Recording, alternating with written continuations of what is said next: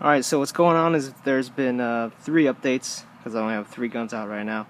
For one, the VOC Scar is now functioning again. This gun just was such a pain in the ass. I had to take it apart at least 4 times, all the way down to the gearbox. And it turned out what was wrong with it was the trigger contacts just needed to be bent. I ordered a whole new trigger contacts and wiring harness. And then during testing with the new wires, the motor was, oh damn, there's red ants all over this thing.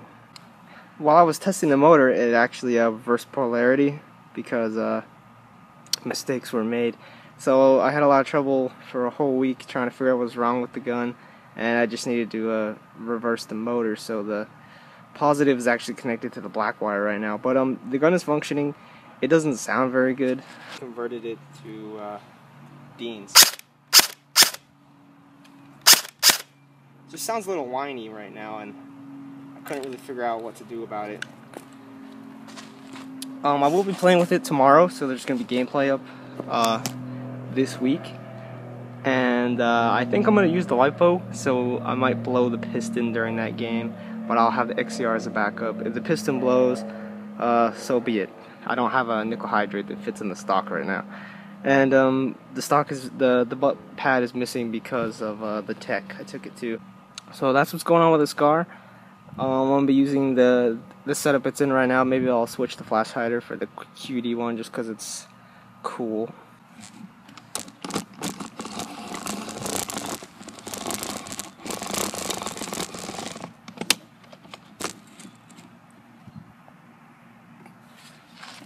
Okay, so one thing's been done to the Glock, something that I didn't have to do. It's just something that I thought looked kind of cool, and I'm into race pistols, as some of you know, so I like the competition shooting Glocks and competition shooting 1911s. So I try my best to try to replicate that kind of stuff slightly, but not too much. So something I saw was the Crusader extended magazine release. And I just tried to put a bunch of upgrades into these guns, my two favorite pistols. And I thought this was something pretty cool. I didn't know they made it until I saw it. And then as soon as I saw it, I just had to have it. So what it does is it makes a much bigger profile for the magazine release button. Because with Glocks, usually you got to reach up kind of further to activate the release button. But this one is just... you know, you're just gripping the pistol normally, and it's right there. It's like all up on your thumb and stuff. So really easy to eject your mag. It does not eject itself just by like laying on its side, really. So it's not bad design or anything. It's actually pretty cool. A little fiasco with it though. I ordered it from Red Wolf, and here's just a look at the bag. Pretty cool. I've never heard of Crusader, but yeah, but they advertise it as steel, which the button is made out of steel, but the actual magazine release itself is made out of polymer with the little steel insert right there. So the magazine release button is made out of polymer. It is meant for a Stark Arms G23 or just Glock, and so naturally it was just not going to fit in KWA. That's the little screw it comes with, but I did some heavy modifying, which came very, very close to actually working in the gun. So I had to cut here so that the spring can go through it, and then cut here so that the spring can go off to the side, which is how it works on the KWA. The way it works is, you know, the regular, you know, serrations, but it just sits on there. The back of the magazine release is serrated so that this like fits in, and then the screw goes through them both. Since that was just not going to happen, it's just been glued on. And even though it is just super glue, it seems to be holding up actually really well. And I don't really care too much for this piece. You know, I was just going to have it on here until eventually it just broke off, and then I was just going to, you know, leave it alone. It was a waste of money, in fact. But since it has not come off yet, it's starting to grow on me, and I kind of like it now. The fiasco I was talking about was I ordered this from Red Wolf. It was kind of expensive for what it is. I always end up making these mistakes, but the thing was I ordered it and then they began shipping, and then I got a notification on Red Wolf telling me that they that they could not verify my credit card, so they refunded my money, even though it already shipped. So I was like, okay, fine, I'm gonna go buy something else. So I bought something else, and my balance was getting really low. And then I'm getting the eHobby agent. So it arrived in the mail. I'm like, oh hell yeah, I got it for free. And then the next day, Red Wolf decided to take the money back without saying anything, even though they said my credit card didn't work. And so I went negative. So I was pretty upset about that, especially because the part is just not that awesome. It's not worth the money, and obviously this piece did not fit. So yeah, kind of a mistake. I don't really regret it that much, considering it stays on there. But if you put this in a holster or a pocket, it's not gonna work very well. It's for, you know, competition shooting, so it's not designed to go in the holsters and stuff like that. But yeah, it was an upgrade I kind of wanted, but I don't recommend them unless you are making a speed gun, you know. So that's what's changed with the Glock. Moving on to the NovaK. At least 3 things have changed with this gun, and 2 of them are pretty good and I like them, and then one thing that I did I actually kind of am annoyed with and very disappointed. First thing I did was I made the slide lock actually work. This was meant for a I think it was a KJW, and either a KJW or a high kappa, but I made it work now. So now the gun locks back.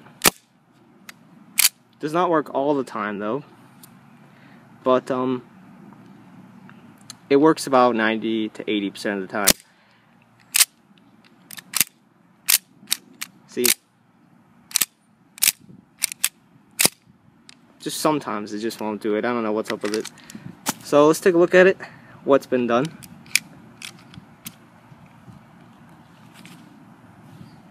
So there just wasn't enough space. So drilled a hole, put a what's it called, paper clip, and then filed it down. The paper clip is not glued in there, it's just kind of sitting in there, kind of stuck well. No, this wasn't a paper clip. It was actually a nail that was just cut. So I got this idea from the Juice Custom Shop. So thanks, man. Pretty smart. He made an entire video about that, and it helped me get my slide lock to work. Yeah, so now working slide lock, pretty cool. Second thing that's been done is I got a new trigger for it. I've always wanted the serrated trigger with the over travel adjustment, and I have it now. It is very, very nice. Complete drop-in, nothing had to be modified at all. It was a little wiggly, so I put I stuffed a little tiny bit of eraser, I know, eraser, that's pretty weird, into part of the trigger thing where the trigger goes or whatever, to stop it from wobbling around. It still moves around a little bit, but you know, compared to the original VTech, all triggers are gonna wiggle. The serrations feel very nice. It doesn't feel that much different than the original trigger, but it is very nice. And the over travel adjustment screw is all the way in, and I haven't really noticed the difference. I mean, the trigger still goes, you know, about that far back. And here's the reset. Yeah. So I like the trigger. Very nice, very clean, very professional looking. There are literally ants all over my iPod right now. I don't know what the hell's going on. But yeah, I have to film out here. Oh my goodness. Okay, this is the second thing I did, or the third thing I did. The last thing was I painted the thumb safety, the hammer, and the beaver tail. And this was not like this literally 2 seconds ago. The paint that I used sucks balls. This is horrible. This is worse than the original VTech paint.